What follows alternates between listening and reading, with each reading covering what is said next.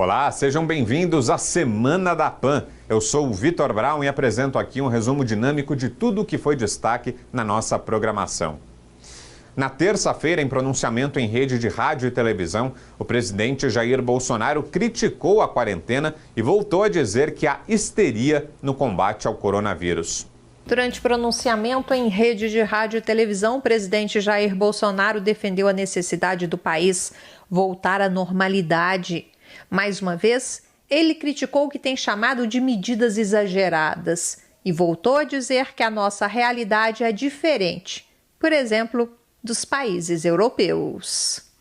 Algumas poucas autoridades estaduais e municipais devem abandonar o conceito de terra arrasada, a proibição de transportes, o fechamento de comércio e o confinamento em massa. Ainda segundo o presidente, as crianças, por exemplo, são pouco atingidas pela doença. Por isso, não haveria motivo de se fechar as escolas. Por outro lado, segundo ele, os idosos, sim, precisam ser protegidos, mas o resto da população deverá passar pela epidemia sem maiores problemas. No meu caso particular, pelo meu histórico de atleta, caso fosse contaminado pelo vírus, não precisaria me preocupar. Nada sentiria ou seria, quando muito, acometido de uma gripezinha ou resfriadinho, como bem disse aquele conhecido médico daquela conhecida televisão. Até por conta disso, o presidente ressaltou que o objetivo inicial era conter o pânico e a histeria coletiva, mas que agora é hora de voltar à normalidade. O vírus chegou, está sendo enfrentado por nós e brevemente passará. Nossa vida tem que continuar. Os empregos devem ser mantidos. O sustento das famílias deve ser preservado. Devemos, sim, voltar à normalidade. Em algumas regiões do país, o pronunciamento do presidente Jair Bolsonaro foi novamente acompanhado de mais um panelaço. O presidente do Senado, Davi Alcolumbre, que testou positivo para o coronavírus, divulgou nota criticando o pronunciamento do presidente da República. Segundo ele, o país precisa de uma liderança séria, responsável e comprometida com a vida e saúde da população. O discurso de Bolsonaro foi comentado no programa 3 em 1. Começa com você, Thaís, suas impressões sobre o pronunciamento de Bolsonaro. Então, Brown, o presidente Bolsonaro contrariou orientações da OMS, contrariou orientações do seu próprio ministro da Saúde, chocou médicos e achou que estava imitando o Donald Trump. Mas, além de tudo isso, o Bolsonaro também usou o discurso para fazer um colchão para o seu mandato, ao contrário do que ele está dizendo aí, o que ele disse hoje de manhã. Por que isso? Porque hoje as pessoas estão focadas no vírus, no medo do vírus, de contrair o vírus, ou no medo de que o vírus mate seus pais, suas mães, seus avós. É isso que está hoje em cena. Mas amanhã, e o Bolsonaro sabe disso, essa ansiedade, esse medo das pessoas, quando a curva da epidemia se estabilizar, a ansiedade e o medo das pessoas vai se voltar para uma realidade que é inelutável, que é a queda brusca da economia, que é a perda de empregos, que é o fechamento das empresas, que é o enfraquecimento da economia e que é inevitável. Então, quando ele fala isso, ele está querendo, na verdade, tirar o corpo fora, não é? Porque a culpa vai ser de quem quando isso acontecer? E fatalmente irá acontecer. A culpa vai ser dos governadores, que mandaram fechar tudo, que não deixaram as pessoas trabalhar, e a culpa vai ser, claro, como sempre, da imprensa, que fez alarde, que causou histeria, etc. O Bolsonaro está se preparando para vir com o famoso "eu não disse". É isso que ele está fazendo, é isso que ele tentou fazer com o discurso dele. Só que tem duas coisas. O presidente Bolsonaro, primeiro, ele errou o timing, porque as pessoas ainda estão muito focadas no medo do vírus. E esse foi um dos motivos pelos quais o discurso dele foi muito mal recebido. E mais grave ainda, do ponto de vista epidemiológico, a curva da epidemia no Brasil ainda é ascendente. Então, é hora, sim, de fazer o isolamento. Não é hora, não, de mandar as crianças para a escola, de sair todo mundo na rua e de todo mundo retomar, como ele falou, voltar à normalidade, como se isso fosse possível. Isso não é uma escolha, é hora das pessoas ficarem em quarentena, porque não se trata de colocar a saúde ou a economia em primeiro lugar. Trata-se, nesse momento, de fazer com que circunscrever a epidemia, para que a curva entre numa fase de estabilização o mais rápido possível. E certamente não tem ninguém interessado, que não esteja interessado em melhorar essa equação, proteção da saúde, saúde da economia. Todo mundo está interessado em fazer isso. Duvido que ache alguém que queira que a economia derreta, mas é preciso fazer essa discussão com base em dados objetivos, com base em curvas epidemiológicas, com base na observação do que está acontecendo nos outros países. O que não dá é transformar essa discussão em mais um fla-flu ideológico e com o objetivo de preservar o próprio capital político, que é justamente o que o Bolsonaro tentou fazer ontem. Você, Josias? O Brasil, pós-redemocratização, elegeu 5 presidentes. Collor, o FHC, o Lula, Dilma e o Bolsonaro. 2 já foram enviados para casa antes de concluir os mandatos, o Collor e a Dilma. Isso corresponde a uma taxa de mortalidade política, de 40%. De acordo com o Ministério da Saúde, o índice de letalidade do coronavírus no Brasil é, por enquanto, 19 vezes menor do que isso, é de 2,1%. O Bolsonaro, tomado por esse comportamento ciclotímico e pelas declarações mais recentes, ele parece movido pelo desejo secreto de elevar esse índice de mortalidade política dos presidentes brasileiros para 60%. Ao defender a suspensão imediata do isolamento social, o presidente se autoimpôs um confinamento político. Ele se isolou dos governadores, dos prefeitos, do Congresso e até de um pedaço da equipe dele. Muitos ainda estão procurando uma lógica política por trás dessa movimentação do Bolsonaro. Ela existe, claro, mas não se deve buscar muito fundamento político em algo que pode ser explicado adequadamente pela estupidez. Não há nessa argumentação do presidente nenhum vestígio de ciência, só achismo. Para um presidente que foi salvo pela medicina, depois de sofrer uma facada na campanha de 2018, o abandono da ciência revela uma patologia. O Bolsonaro se deixou infectar pelo vírus da ignorância. E as manifestações mais recentes do presidente indicam que o contágio atingiu o grau máximo, que é quando o doente ignora a própria ignorância. O Bolsonaro defende que os brasileiros se exponham ao contágio do coronavírus sob o argumento de que a nossa vida tem que continuar, empregos devem ser mantidos, o sustento das famílias deve ser preservado. O presidente sugere uma falsa opção: o risco de um número maior de mortes em troca de um PIB um pouquinho melhor. Nesse ritmo, o presidente vai acabar convencendo a maioria dos brasileiros de que é melhor matar mais um mandato presidencial do que manter no comando do país um presidente que coloca a vida em segundo plano. Com essa sua insensibilidade, o Bolsonaro definitivamente recolocou a carta do impeachment no baralho.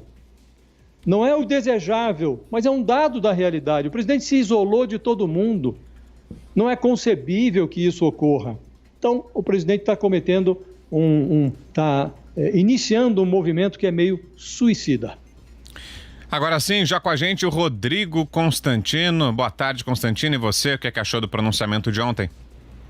Boa tarde, Vitor. Boa tarde a todos. Bom, eu achei o presidente muito mal mesmo na forma, não tanto no conteúdo. Eu acho que a mensagem que ele tentou levar, sem nenhuma postura de seriedade, sobriedade que a ocasião demandava, a mensagem em si ela precisa ser levada adiante, e tem muita gente ignorando. É preciso retomar a atividade econômica, é preciso tratar com um certo equilíbrio essa questão do isolamento quase total. Né? Tem muita gente que está ou aí apelando para um oportunismo político ou para pura demagogia. Essa história de que pessoas vão morrer e toda a vida é válida e nenhuma vida tem um preço, né? Isso tudo é discurso sensacionalista. O tempo inteiro nós tomamos decisões na vida muito difíceis de alocação de recursos escassos que condenam pessoas inevitavelmente a riscos. né? Basta pensar num caso, morrem dezenas de milhares de pessoas todo ano em acidente de carro.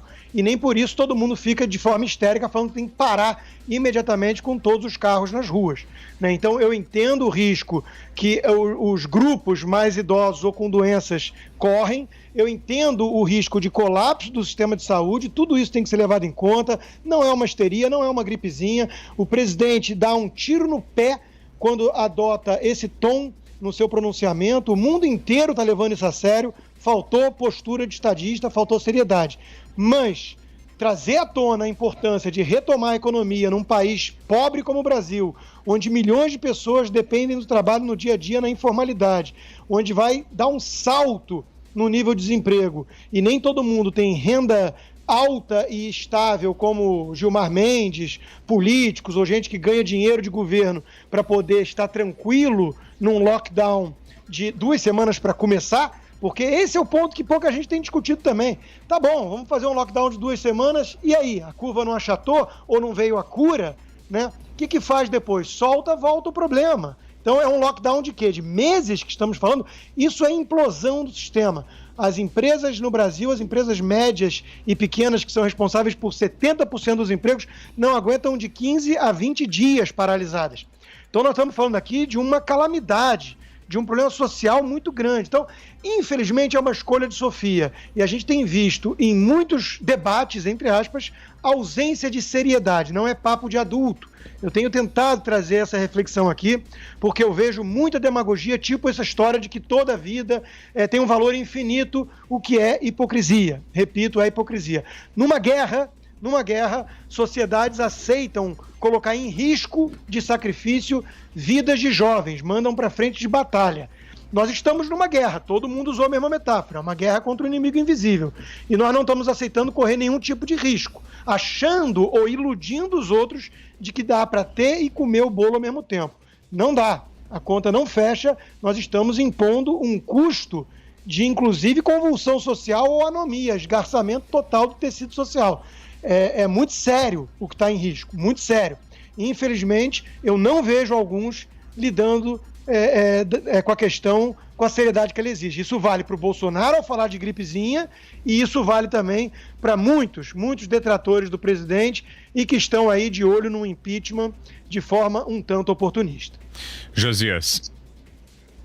Olha, é preciso que a gente fale as coisas às claras, né? Se nós estamos de acordo que não é uma gripezinha, que é uma coisa séria e que é uma pandemia que está atordoando o mundo inteiro, é preciso saber o que fazer. Então não basta dizer, vai ter um preço, vai morrer gente. Tem que ver o que fazer. Os governadores que decretaram o isolamento, o confinamento, eles o fizeram, a meu juízo, de forma até responsável. Fizeram por 15 dias. Qual é a ideia? Com 15 dias você avalia, recrudesceu, aumentou a curva da doença, o que fazer? Quer dizer, no caso de São Paulo, por exemplo, há um núcleo ali de acompanhamento da crise que inclui alguns dos principais cientistas brasileiros, alguns dos principais patologistas brasileiros, quer dizer, há um mínimo ali de tentativa de escorar as decisões na ciência, no conhecimento humano, que é o que tem feito o mundo. Nós, evidentemente, não temos cofre para tanto, mas nós precisamos decidir qual é o preço que nós desejamos pagar para enfrentar esse problema. Então, nós precisamos, sim, cuidar da economia, verificar. Não se trata de matar a economia ou ignorar a economia, não. Se trata de verificar o que se pode fazer em termos de salvamento de vidas humanas para impor à economia um sacrifício menor, o menor possível. Mas nós estamos, sim, no meio de uma guerra. Então, o Brasil não pode fazer o plano de socorro que os Estados Unidos estão fazendo. Vamos ver o que nós podemos fazer com a nossa possibilidade. O problema é que não dá para enfrentar isso com o presidente da República, que é errático. Num dia ele recebe governadores e se comporta de forma civilizada, anuncia providências. No outro dia ele briga com governadores, vai à televisão e faz um pronunciamento desse que vai na contramão do que ele vinha fazendo, do que o ministro dele defende. Que presidente é esse? Então não dá para ignorar o comportamento do presidente e tampouco dá para ignorar que o governo dele está atrasado nas providências que precisa adotar até para reduzir o dano que será inevitável à economia. Thaís. Pois é, como o Josias disse, o dano será inevitável à economia. Mas eu queria só questionar aqui o Constantino, porque ele fez essa analogia com os governos que mandam os seus jovens para a frente de batalha e expõem esses jovens à morte ou ao risco. Eu queria entender se ele está propondo que a gente mande os nossos velhos para essa frente de batalha, então solta todo mundo, retoma a economia, todo mundo volta à sua vida normal e a gente sacrifica aí os velhos. Porque se for isso, isso não é uma medida sanitária, isso se chama eugenia. Fala, Rodrigo. Eu fico até um tanto perplexo de ser acusado de eugenista num programa de alto nível desses. Parece coisa de Twitter. Mas eu respondo. Que tal um plebiscito? Que tal uma pesquisa? Porque eu vejo na fala do Josias uma tentativa de monopólio da ciência. Enquanto que, na verdade, existe divergência na ciência, até porque não estamos lidando com uma ciência exata. Tem muito infectologista, tem prêmio Nobel, achando que estão exagerando na dose. Então, é curioso que, às vezes, muita gente na imprensa puxa da cartola os especialistas de forma bem seletiva e, às vezes, dá errado. Nós vimos uma entrevista do André Trigueiro na Globo News, onde ele pergunta ao infectologista e não gosta da resposta. A entrevista ficou até em uma pergunta só. Foi um caso constrangedor, porque o infectologista meio que deu razão à preocupação do presidente com o aspecto econômico, porque há muita incerteza no ar. Então não existem especialistas que falam em nome exclusivamente da ciência, isso é uma falsa dicotomia. Mas é preciso então tirar a máscara democrata de uma vez e assumir que alguns aí defendem a tirania dos especialistas, seletivamente escolhidos. Porque vamos fazer um plebiscito, então. Eu conheço um monte de gente mais velha que está disposta a ir para o risco, pelos seus filhos e netos. Constantino, deixa eu só terminar. Então, eu não aceito a pecha de eugenista por defender que tem muita gente desesperada porque não ganha dinheiro de governo, né, ou intermediado pelo governo e atua como jornalista ou militante, porque não tem salário, emprego estável no Estado. Tem muita gente desesperada, e isso mexe com vidas. Então, são escolhas de Sofia. O debate não pode ser de uma forma simplista e infantil dessas. Então, vamos deixar os velhos no Brasil escolherem. Vamos deixar os idosos, os grupos de risco escolherem. Faça um plebiscito. Coloque as informações na mesa e veja o que o povo escolhe, em vez de apelar para uma tirania dos especialistas. Veja só, Constantino, não se trata de defender o monopólio dos cientistas. Não, trata-se de lidar com um fenômeno que é desconhecido e cujos efeitos ninguém conhece direito. Então, eu acabei de dizer que os governadores decretaram aí um recolhimento social por 15 dias. Não fizeram isso, evidentemente, porque estão movidos por certezas. Eles estão, vamos fazer 15 dias, depois a gente vê se prorroga ou não. Quer dizer, as pessoas estão tateando. O que não dá é para ignorar o problema. E se você for fazer um plebiscito hoje, talvez seja avassalador o resultado, porque na recente pesquisa aí que o Datafolha fez, 88% dos entrevistados consideraram que o problema é muito grave e 73% dos brasileiros ouvidos aí pelo Instituto aprovaram o isolamento forçado em casa. Então, é possível que, havendo um plebiscito, o resultado seja esse que nós estamos comentando aqui. Fala, Thaís. Eu queria entender, primeiro dizer que eu não acusei você, Constantino, de ser eugenista. Eu estou te perguntando e pedindo que você esclareça isso, porque eu, de novo, não entendi. Então, você propõe um plebiscito que seja dirigido aos grupos de risco. O que é exatamente isso? Você quer que a gente pergunte aos velhos se eles estão dispostos a se sacrificar em favor dos jovens, dos mais jovens? É isso? Eu realmente não estou entendendo. Tá, então deixa eu tentar explicar. Eu sou a favor de retomada da economia com responsabilidade. Infelizmente, a forma de falar do presidente em nada ajuda nisso. Ele passou mais longe de ser um estadista no seu pronunciamento do que Plutão da Terra. Mas o teor da mensagem é esse. Veja, tem uma frase de um prêmio Nobel de Economia, Hayek, que dizia que nossa liberdade está ameaçada em muitos campos devido ao fato de estarmos prontos demais para deixar a decisão ao especialista ou aceitar demasiadamente a sua opinião sobre um problema do qual ele conhece intimamente apenas um pequeno aspecto. Então, às vezes, o médico vai pecar por excesso em relação à saúde, mas ele vai ignorar um caminhão passando ali do lado que vai destruir todo o restante. Mas então qual é para a gente retomar com responsabilidade, como você diz, Constantino, o que fazer? reabre todo o comércio e retoma toda a circulação social? O que fazer? Não faz nenhum sentido ter aglomeração desnecessária no momento desse, não faz nenhum sentido trabalhar e pegar transporte público quem pode trabalhar de casa ou fazer home office. Agora, não faz nenhum sentido achar que o Brasil vai ficar num lockdown de meses. E veja, 15 dias não resolve nada. Você pode isso você falou, isso você falou que está sendo mas se feito. não existir a santa cloroquina, não tem milagre aqui. Não tem milagre. À medida que voltar a circular, volta a aumentar os números de infectados. Isso é então o óbvio. Nós estamos falando a mesma linguagem, Constantino, porque o que você está dizendo é o que está sendo feito. Evitando o transporte público, vai ficar em casa, e quem pode fica em casa. Quem não pode vai para a rua. Policial, bombeiro, os médicos, enfermeiros, precisamente o que está acontecendo hoje. Estou falando de produção econômica, estou falando de fábrica, indústria, estou falando até de comércio. Com certas restrições até comércio. As pessoas precisam viver. Então é muito cômodo o sujeito que fala fique todo mundo em casa, fazendo campanha e acha que tem que ter o ovo na prateleira do supermercado. Ou fica nas redes sociais divulgando restaurante delivery e esquece que alguém faz a comida e alguém entrega a comida. Então esses aí não são seres humanos, esses podem correr risco. Então é disso que se trata. Os restaurantes estão funcionando no sistema delivery, o mercado está funcionando, quer dizer, nós estamos aqui falando a mesma língua, aparentemente. Vamos ouvir a Thaís. Diga, Thaís. Não, só queria lembrar que tem essa coisa chamada curva epidemiológica. E o Constantino fala desse princípio positivista aí do monopólio dos especialistas, só que agora é neles que a gente tem que confiar, Constantino, porque eles estão observando o que está acontecendo no mundo, eles estão estudando essas curvas, eles não estão tirando isso da cabeça deles, nem eles estão torcendo para a economia derreta. E o que tem, que eu disse aqui do bloco anterior, não é uma questão de colocar a economia ou a saúde em primeiro ou segundo plano, é que neste momento a curva no Brasil é ascendente, então neste momento a quarentena é necessária, ela pode ser relaxada mais para frente, ela pode ser dosada, ela pode ser calibrada, mas neste momento todo mundo, todos os especialistas concordam que é hora de quarentena e não hora de todo mundo sair na rua. Não.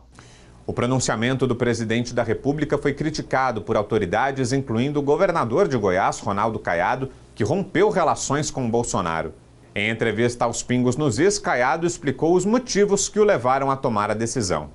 Não se pode, de maneira alguma, tomar decisões que não sejam muito bem embasadas pela comunidade científica, pelos meios acadêmicos, por todos aqueles que estão à frente desse processo, para tentar buscar da experiência dos italianos, dos espanhóis e dos médicos também da China, aquilo que nós vamos poder implantar como protocolos, alternativas, porque realmente, ao se tratar de um vírus que realmente tem uma lesão tão grave como esse, quando atinge realmente o pulmão, não é de uma maneira simplista que nós vamos tratar um assunto tão grave como esse. Então, cuidar da economia, tudo bem.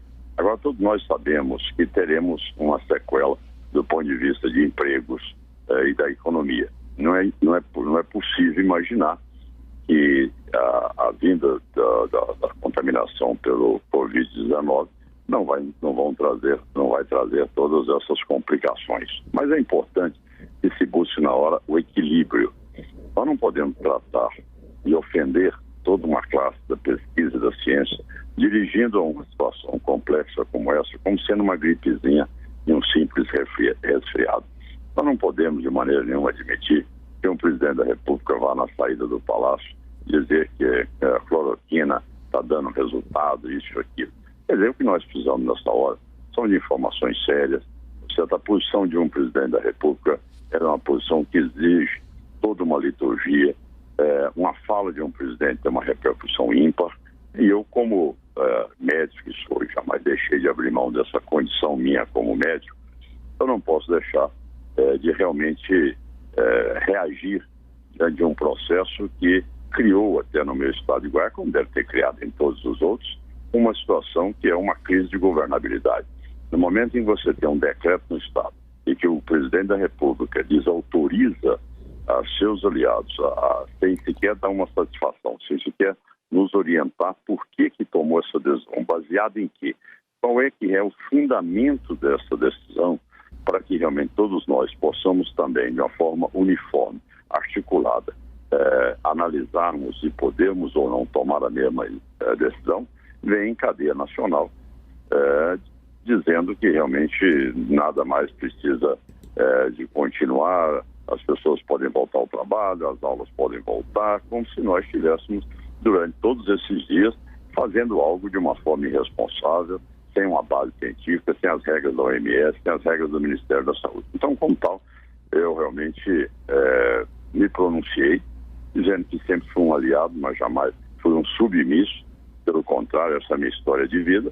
E diante de uma postura como essa, que vai trazer consequências graves para a população brasileira, realmente não tem a menor condição de continuar na sua base de apoio. Governador, pergunta agora de José Maria Trindade. Fala, Zé. Pois é, governador, eu fui testemunha aqui do seu trabalho ali junto ao presidente Jair Bolsonaro e realmente a relação dele com os antigos aliados vem numa situação de desgaste mesmo. Mas o que eu fiquei sabendo hoje é de que o presidente Jair Bolsonaro pediu a alguns aliados, a um grupo do Palácio, para conversar com o senhor e tentar uma reaproximação. Qual é a sua condição, governador Caiado, para essa reaproximação com o presidente Jair Bolsonaro? Não teve nenhum fato desse, não teve nenhum telefonema a mim e a situação que eu cobrei é que o mínimo que se precisa ter com os aliados, com os amigos, com uma pessoa como eu, que sou médico, tá certo? Um tratamento, pelo menos, compatível com aquilo que eu defendo, que sempre foi a vida, que sempre foi tratar, operar, que sempre foi a minha rotina pelos últimos 44 anos de vida. Estamos ouvindo o governador de Goiás, Ronaldo Caiado. Augusto Nunes, sua pergunta, Augusto. Bom, em primeiro lugar, eu registro que eu considero o governador Caiado um amigo, antes de mais nada, e depois, além disso, eu sou um admirador do governador. Aplaudimos aqui publicamente a atitude dele quando enfrentou manifestantes aí para argumentar que não é hora, né, de você juntar multidões, seja qual for o pretexto, tá? Plenamente certo. O que eu queria perguntar ao governador Caiado se baseia exatamente no trecho desse artigo de um médico que eu estava lendo.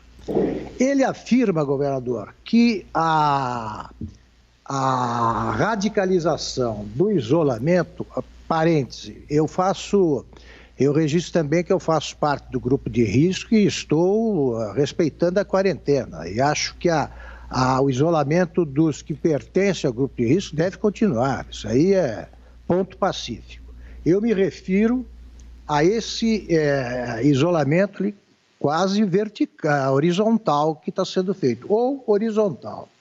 O que ele diz, governador, é o seguinte, que a quarentena é inviável, por exemplo, para quem mora em favelas ou para as famílias pobres, é um isolamento que pode ser cumprido pela classe média. Agora, como é que vai fazer, ou como vai sobreviver uma família da favela que não tem cômodos suficientes para separar, nem cômodos, não digo residência, para separar quem é do grupo de risco e quem não é, e que não tem dinheiro para sobreviver, por exemplo, por 2 meses a uma quarentena, porque há governadores, não é o caso do senhor, que diz o seguinte, serão 15 dias prorrogáveis por mais 15, então o sujeito já vai calculando que ele terá de ficar em casa 1 mês, completamente isolado.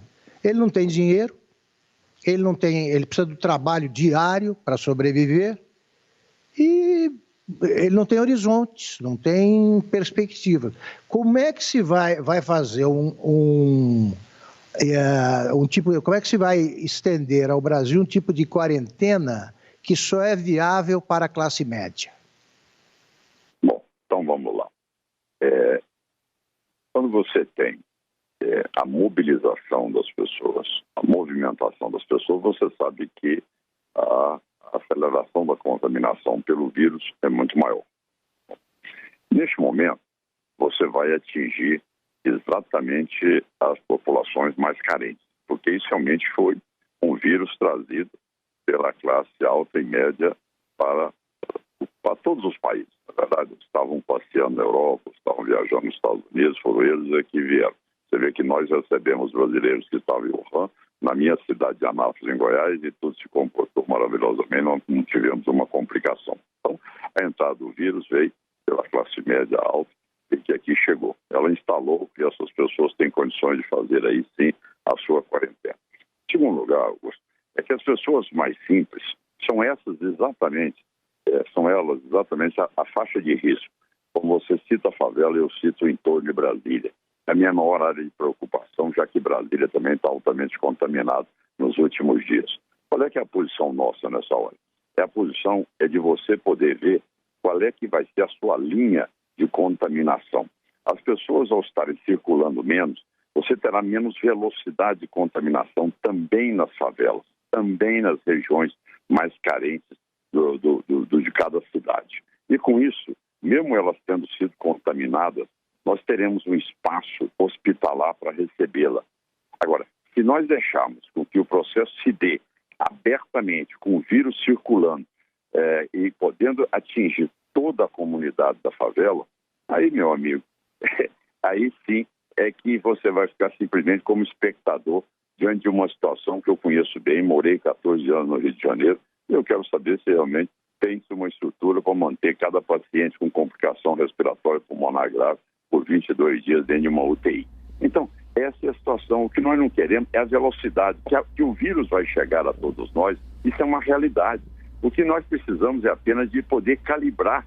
Ora, se eu em Goiás consigo calibrar, se no Rio de Janeiro é uma outra metodologia, mas vamos saber como é que nós vamos botar com que haja maior circulação, menor circulação. Quanto mais a pessoa jovem... Veja bem, eu como médico posso dizer uma coisa com muita tranquilidade. Se nós tivéssemos um passe de mágica, pegar todas as pessoas acima de 60 anos, isolar todas elas, todo o resto da população podia ir para o trabalho. Não teria problema algum, porque as complicações dele raramente iria chegar a um pronto-socorro ou a uma UTI. Agora, infelizmente, nós não temos essa capacidade no Brasil. E quanto mais nós tivermos aí, sim, o que você, ao contrair o vírus, vai evoluir para poder fabricar anticorpos. Você amanhã vai estar imune. Você amanhã, quer dizer, uma pessoa que está na frente de guerra, um jovem, por exemplo, que está nessa frente de luta, ele amanhã, ao ser contaminado, ele vai desenvolver o anticorpo, ele vai desenvolver o antiviral, ele vai dar conta de continuar vivendo e ajudando os outros. E aí nós vamos conseguir gradualmente, tá certo? A contaminação gradual da comunidade, ela vai se imunizando e o vírus não circula mais. É isso é primário em qualquer aula de medicina. Então, o que nós queremos é uma gradação. Agora, a ansiedade desse pessoal pela bolsa de valores, por papel, é tão grande que, de repente, quer criar um pânico generalizado no Brasil.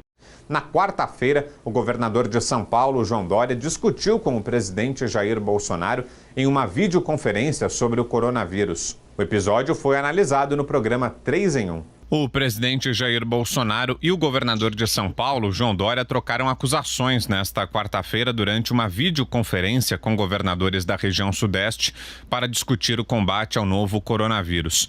Na reunião, Dória disse que Bolsonaro deveria dar um exemplo de líder durante a crise e lamentou o pronunciamento desta terça-feira em cadeia nacional de rádio e televisão. Abro aspas para Dória. O senhor, como presidente da República, tem que dar o exemplo, tem que ser mandatário para comandar, para dirigir, liderar o país e não para dividir. O presidente retrucou: se você não atrapalhar, o Brasil vai decolar e conseguir sair da crise. Saia do palanque. Bolsonaro ainda acusou Dória de usar de demagogia barata e afirmou que hoje o tucano não tem responsabilidade e não tem altura para criticar o governo federal. Após o bate-boca, o governador disse que pode ir à justiça contra o governo federal caso haja confisco de equipamentos e insumos destinados ao combate ao novo coronavírus no estado. Mais tarde, nas redes sociais, Dória disse estar decepcionado com a postura de Bolsonaro durante a reunião. E aí, Josias, essa crise entre Dória e Bolsonaro? Olha, em tempos de crise, o presidente deve buscar aliados e evitar brigas. Com o Bolsonaro, ocorre o oposto. Não é que o presidente se revela incapaz de conquistar aliados. A questão é que ele consegue brigar até com os seus mais fervorosos defensores. O presidente conseguiu empurrar o aliado Ronaldo Caiado, governador de Goiás, para a mesma trincheira onde se encontram os governadores João Dória, de São Paulo, e o Wilson Witzel, do Rio, que ele classifica como inimigos, não são nem adversários, são inimigos. Curiosamente, esse novo surto de insensatez do Bolsonaro ocorre no instante em que se imaginava que a ficha do presidente tivesse caído, porque desde o início da semana ele vinha se reunindo com grupos de governadores, dialogou inclusive com oposicionistas, governadores ali do Norte e do Nordeste, anunciou providências, tudo num ambiente de rara harmonia. De repente, o Bolsonaro vai à televisão e pronuncia um discurso e vai na contramão do mundo. Nesse novo encontro de governadores, que ele teve aí, o bate-boca com o João Dória, o ambiente foi completamente destoante em relação aos outros dois encontros que ocorreram desde o início da semana. O Ronaldo Caiado, que participou de um encontro ontem, terça-feira, ele estranhou, porque no encontro do qual ele participou, governadores do Centro-Oeste, o presidente estava muito calmo. Dialogou ali com os governadores com muita calma, não se ouviu nada sobre fim de confinamento, reabertura de escola, de comércio, nada disso. À noite veio sobreveio ali o pronunciamento extemporâneo do presidente. Entre a reunião da qual participou o Caiado e o pronunciamento televisivo, o Bolsonaro teve ali uma reuniãozinha com a turma do ódio, numa conversa da qual participou o Carlos Bolsonaro. Essa turma, como se sabe, tem uma mente baldia, na qual o guru Olavo de Carvalho vive jogando o seu lixo ideológico. O presidente ainda não se deu conta, mas o pior conselheiro, numa hora como essa, é aquele tipo de amigo, auxiliar, ou familiar, que quer ver o sangue dos adversários. Pior do que uma crise, só duas crises. E nós temos, nesse momento, já duas crises. Uma sanitária e outra econômica. O presidente está conseguindo criar uma terceira crise, que é a crise política. Isto é um desastre completo. E o Bolsonaro ainda não se deu conta, mas no presidencialismo a crise costuma ter a cara do presidente. O ideal seria que, nesse momento, o Bolsonaro exibisse ali o semblante da tranquilidade, de um coordenador, de um presidente que conduzisse uma solução para os problemas, que coordenasse os estados. Ao contrário, ele resolveu brigar com todo mundo. O que está acontecendo é que o presidente está ficando isolado, não só em relação aos governadores, mas também em relação aos prefeitos, que soltaram já uma nota deplorando o comportamento e as declarações do presidente, está se isolando também no Congresso Nacional, ainda mais do que já estava. Então, a que serve esse comportamento do Bolsonaro? A nada, a não ser produzir uma crise sobre a outra. Constantino. Eu vou discordar pouco.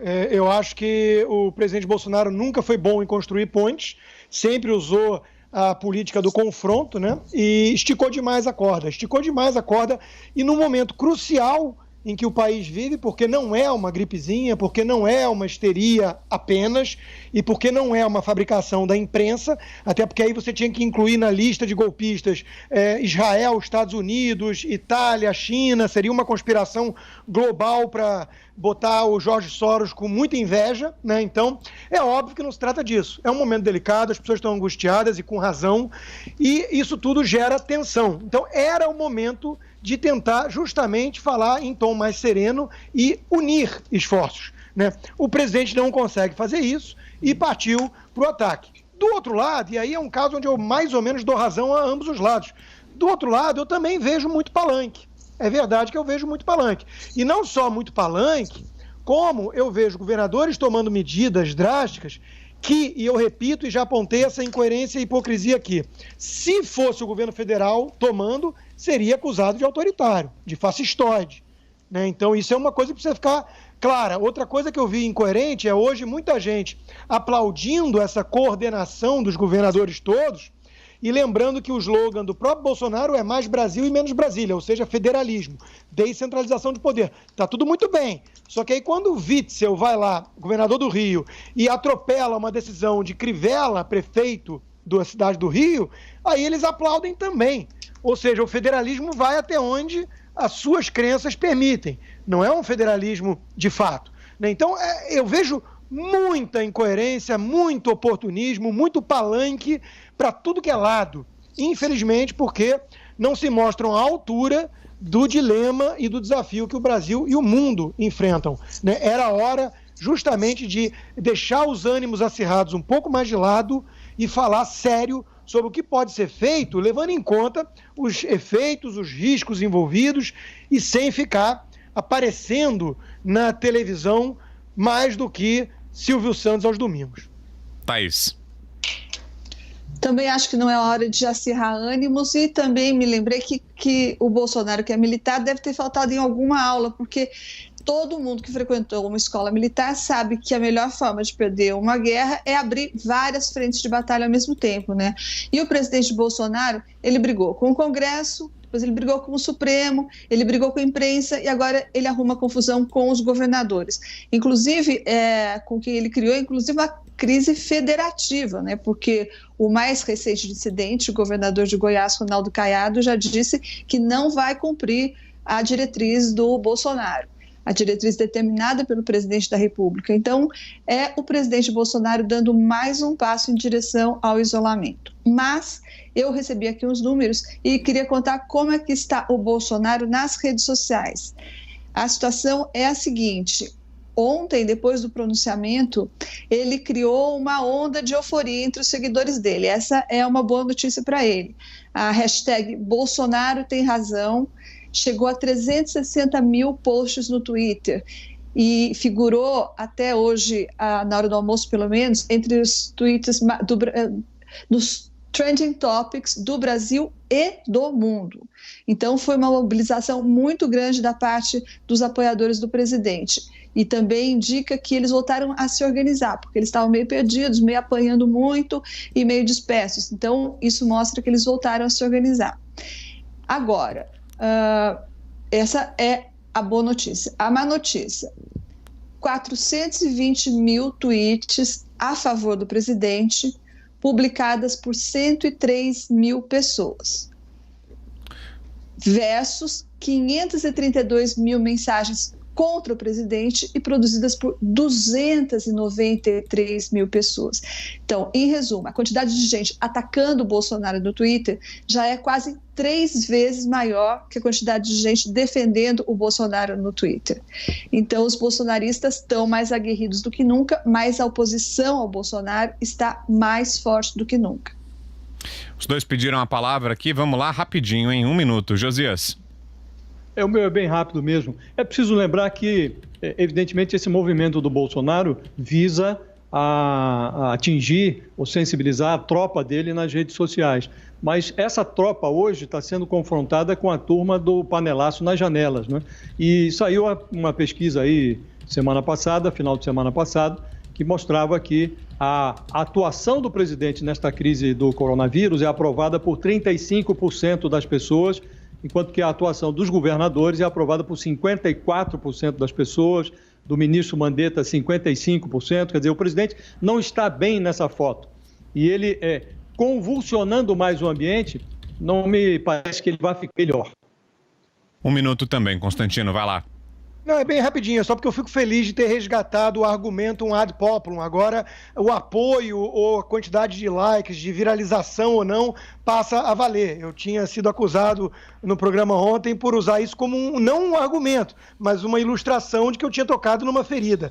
E outra coisa interessante também é que muitas vezes as pessoas adotam um duplo padrão. Quando tem muito apoio nas redes sociais ao presidente Bolsonaro, muito like, aí acusam de robô. Aí falam que é a militância, é o gado ou é o robô. E quando tem dislike, não. Aí são seres humanos incomodados. Então a gente tem que ter um padrão único aqui, uma régua só. Aí o Constantino me complica. Agora a Thaís quer falar. Fala aí, Thaís. Eu só queria estabelecer uma diferença. O Constantino está fazendo referência ao meu comentário de ontem, que diz respeito aos likes que as pessoas na internet, nas redes sociais, dão a um comentário de um comentarista político, como é o caso dele. Tem uma grande diferença entre os likes e dislikes dados depois de um discurso do presidente da República. Isso é notícia, isso significa alguma coisa. Isso significa quantas pessoas estão a favor do presidente e contra o presidente, ao menos nas redes sociais. Então, é um pouco diferente. Em Os Pingos nos Is, o deputado federal Osmar Terra, do MDB, comentou sobre as medidas de isolamento no combate ao coronavírus. Ô, deputado, o que é que o senhor pensa em relação ao isolamento vertical, conforme foi defendido pelo presidente Jair Bolsonaro? Em primeiro lugar, explique para quem não está familiarizado com esse termo o que é que significa e a posição do senhor. Olha, se tu me permitir, eu gostaria de fazer uma introduçãozinha, porque eu acho que para entender o que é esse isolamento e o efeito que eles têm, é importante que as pessoas saibam o que é uma epidemia viral, né? Senão, eu acho que a população está muito assustada, com o noticiário. O noticiário só mostra um perigo enorme, né? E não explica para as pessoas o que acontece com uma epidemia. Epidemia, o vírus novo, que apareceu lá na China, ele se transmite com muita rapidez. É uma rapidez extraordinária, né?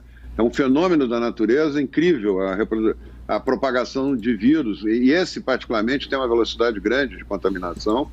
E quando surgem os primeiros casos detectados, o vírus já está espalhado. Há 2 meses antes, o vírus já está circulando e espalhado em milhares de pessoas que não vão ter nenhum sintoma, né? Os vírus, eles têm essa característica, e esse em particular é muito grande, é muito forte essa característica, dele se espalhar com uma rapidez bem acima da média. O que acontece? Quando a China detecta o primeiro caso, os médicos levam tempo para diagnosticar, porque eles não sabiam que tinha um vírus novo. Então, quando começam a aparecer muitos casos com uma peculiaridade, com alguns fenômenos comuns, eles se desconfiam e peçam o exame. Mas aí o vírus já está espalhado, já está em milhares, milhões de pessoas, no caso da China. Por isso que quando a China começa a fazer os primeiros testes, dá um boom, né? Os testes vão lá no alto, depois diminui um pouco, e ele segue uma curva, ele vai contaminando as pessoas numa velocidade muito alta, né? E vai aumentando o número de casos. Só que tem um detalhe que as pessoas não sabem. Os vírus, eles contaminam para fazer a curva, eles fazem uma curva, eles vão até uma determinada altura de contágio, param e depois começa a diminuir o contágio. Por que começa a diminuir se não tem remédio e não tem vacina para esse vírus? Começa a diminuir porque mais da metade da população já está contaminada. Ele se transmite de forma invisível, né? Na grande maioria da população. A população fica toda, tem o vírus, transmite durante uma semana, 2 semanas, depois fica com imunidade. Quando mais da metade da população tem imunidade, ela protege, o vírus para de se propagar com aquela velocidade que ele vinha, de forma geométrica, porque ele bate na barreira das pessoas imunizadas, que nem sabem que tiveram o vírus. E essas pessoas protegem as outras, que ainda não tiveram o vírus. Então começa a cair a velocidade de contágio, cai o número de casos novos, até desaparecer a epidemia. Isso é uma curva de 12 semanas, em média 12 semanas, as epidemias virais, né? O H1N1 foi assim, eu tive a oportunidade de enfrentar o H1N1, eu coordenei o combate ao H1N1 no Rio Grande do Sul, que foi o primeiro lugar que recebeu o choque da epidemia, né? E posso dizer para vocês que essa curva é mais ou menos parecida, a curva do H1N1 é igualzinha à curva de Wuhan, do coronavírus, né? É mais ou menos 12 semanas, entre o começo e depois a remissão dos casos, né? Na 6ª semana está no auge, né? O número bate no número mais alto e aí começa a cair.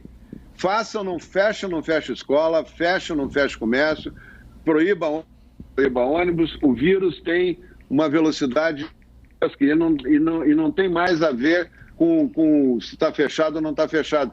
Se fecha a escola, eu tive essa experiência. Quando nós fechamos as escolas no início do H1N1, era férias, nós pegamos o início das férias, já com a epidemia andando. Achamos que ia diminuir o número de casos com as crianças fora da sala de aula. Ao contrário, aumentou o número de casos. A curva começou a ficar mais aguda.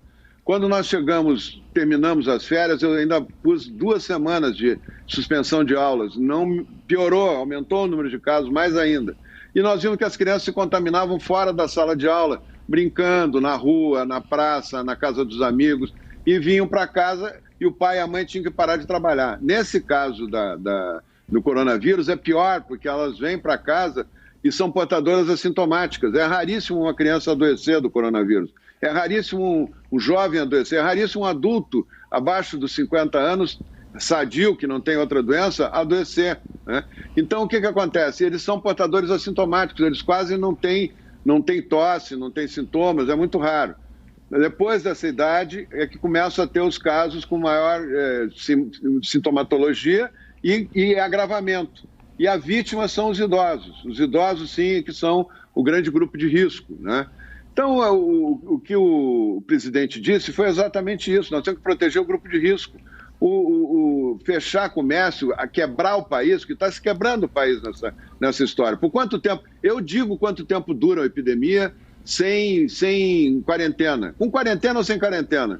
Ela dura em torno de 12 semanas. Eu fixo data. Eu quero ver alguém que defende a quarentena fixar alguma data, né? Fixar projetar no tempo o que está acontecendo. Quarentena não resolve nada. Ela não diminui um caso, né? Os casos vão acontecer independente da quarentena, porque o vírus vai estar já dentro das casas, dentro das famílias. E na Itália, que criou uma quarentena rigorosa, depois que chegou a 1.596 casos num único dia, novos casos, 1.596 casos num único dia, a Itália baixou uma quarentena rigorosa. Polícia, exército na rua, as pessoas não podiam sair. O que aconteceu 12 dias depois? 12 dias depois, triplicou a epidemia. Por que triplicou? Triplicou porque as pessoas se contaminaram dentro de casa. O menino que tinha o vírus e era sintomático ficou fechado 24 horas com a vovó, com o vovô, com o papai, com a mamãe. As famílias italianas vivem muito agregadas, né? E com isso contaminou, aumentou muito o contágio, explodiu o contágio na Itália durante a quarentena. Deputado. Né? Então não resolve quarentena, né? Então temos que cuidar do grupo de risco e levar a vida. É o que o presidente falou. Isso é a vertical, a quarentena, vamos dizer assim, o isolamento vertical, né? Cuidar do grupo de risco. Próxima pergunta, Augusto Nunes. Fala, Augusto. Deputado, eu concordo inteiramente com o que o senhor diz, né? Ilumina aí o caminho a seguir. Eu só pergunto o seguinte, quem é que deve ficar em quarentena e quando é que nós chegaremos no Brasil ao pico da epidemia? Nós devemos chegar no pico da epidemia na terceira semana de abril, né? Se seguir a lógica das outras epidemias, eu acredito que vai seguir. Na terceira semana de abril nós vamos chegar no topo. Agora está subindo, muita gente pode ficar assustada, está dentro do que é previsto, né? Vai ser uma curva aí em torno se fizer mais testes, né, vai diminuir a letalidade, porque vai ter mais um denominador maior, então diminui a letalidade. Mas vai ficar por aí e vai ser assim até a sexta semana. A sexta semana começa a cair o número de casos e termina no final de maio, início de junho. Fala, Zé, sua pergunta.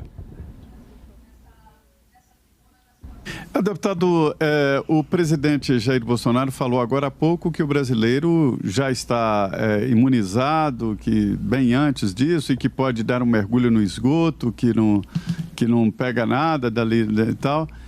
Eu queria saber o seguinte, existem populações que são mais resistentes e o vírus pode, vamos dizer assim, ter uma evolução diferente aqui no Brasil? O senhor falou do H1N1 e parece que houve, né, uma diferença entre o Sul, ele atingiu mais o Sul. Mas o brasileiro tem essa capacidade de imunização própria que diz o presidente da República? E qual é o comportamento do vírus aqui no Brasil, deputado? Todos nós temos capacidade de imunização. Todos nós temos dentro de nós anticorpos para centenas de vírus, né, que nós já pegamos, já tivemos contato. Vírus da cachumba, varicela, sarampo, através até de vacinas. As vacinas são os vírus atenuados, né, para gerar anticorpos. E nós não pegamos mais essas doenças. Temos anticorpos para dezenas de gripes que nós já pegamos no passado e não temos mais problema em relação a isso. Uma curiosidade até sobre essa questão de imunidade foi o que aconteceu no H1N1. O H1N1, primeiro teve mais no sul porque era mais frio, né? No Nordeste praticamente não teve casos, no Norte. Depois começaram a pipocar alguns casos, né, isolados da epidemia. Esse ano teve 790 casos mortos pelo H1N1 e ninguém fez reportagem especial, né? Não fizeram o alarde que estão fazendo e assustando, como estão assustando, em relação ao vírus, ao coronavírus. Então, no H1N1, surpreendentemente, as pessoas que morriam ou que tinham doença mais grave, iam para a UTI, eram jovens e principalmente gestantes, coisa que é muito raro, né? As gestantes iam para a UTI, os obesos iam para a UTI, é possível que por causa da dificuldade que eles têm maior de respirar, o diafragma é mais alto, né? Mas eram problemas jovens, crianças. No caso do coronavírus, não tem vítimas abaixo dos 50 anos que não... Né? Então, não tem criança na UTI lá na Itália, no norte da Itália, não tem jovens na UTI, não tem... É um vírus que praticamente quem tem mais resistência, quem tem mais imunidade, responde melhor a esse vírus. Então, as pessoas são infectadas. O que o presidente acho que quis dizer é que as pessoas são infectadas, adquirem imunidade e não tem nada, eles nem sabem que tiveram a doença. Como é que tu vai contaminar milhões de pessoas? 99,6% das pessoas, pelo menos, que forem infectadas pelo vírus, e mais da metade da população será, elas não vão sentir nada. Só vai ficar aquela outra parte de pessoas mais sensíveis que vão ter tosse, febre, até chegar nas pessoas mais idosas que podem evoluir e morrer. No HN1, por que os idosos... Não tinha um idoso na UTI no HN1. É surpresa, né? Porque os idosos são mais frágeis. Não tinha nenhum idoso na UTI. Por quê? Porque os idosos passaram pela epidemia da gripe asiática na década de 50. Quem passou pela epidemia da gripe asiática na década de 50 teve uma imunidade cruzada. Ele teve anticorpos para o vírus da epidemia da gripe asiática, que era muito parecido geneticamente com o do H1N1. Então, essas pessoas não tiveram... impressionante, em qualquer lugar do Brasil não tinha nenhum idoso na UTI, nenhum idoso no hospital por causa do H1N1.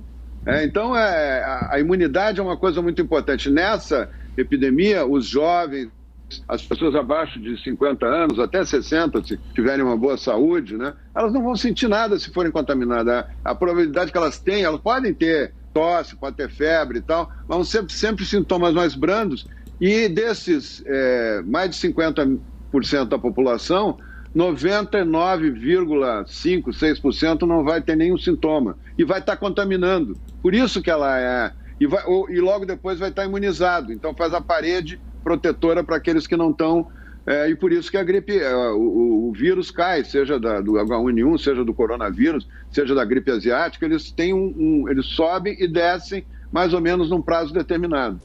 A semana também foi marcada pelo adiamento dos Jogos Olímpicos de Tóquio para 2021 devido ao coronavírus. A decisão do COI, Comitê Olímpico Internacional, sobre o adiamento da Olimpíada de Tóquio para o ano que vem, foi comentada por personalidades do esporte brasileiro. Em vídeo divulgado nas redes sociais, o multimedalista da vela, Robert Scheid, achou acertada a decisão do Comitê Olímpico Internacional no adiamento da competição para o ano que vem. Eu acho que a decisão do COI em adiar os Jogos Olímpicos para 2021 é a decisão correta.